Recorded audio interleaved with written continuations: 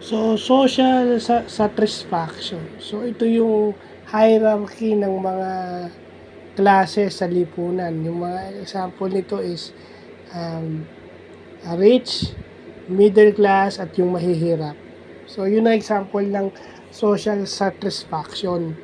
So, ito yung hindi natutugunan sa Pilipinas. Ito yung, hindi aside from corruption, ang Pilipinas ay biktima rin ng bad economics.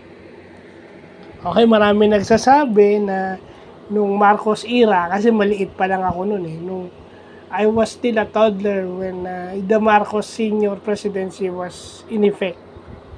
O yung Marcos Senior regime. So, hindi ko pa naintindihan yan.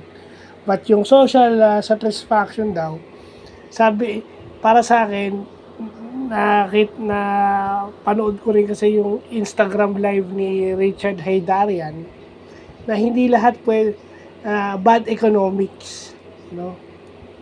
Hindi lang tayo biktima ng corruption, we are a victim of bad economic policies kasi dapat nakapokus yan sa social satisfaction, lalo na dun sa mga mahihirap. Aside from corruption, biktima rin tayo o mali din yung ating economic policies.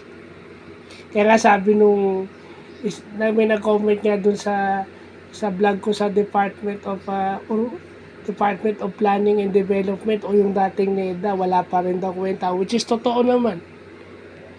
Kasi they don't consider that much. Hindi nararamdaman. If ever kino-consider man nila, hindi natin nararamdaman yung social satisfaction. Kumbaga, yung sa mayayaman lang.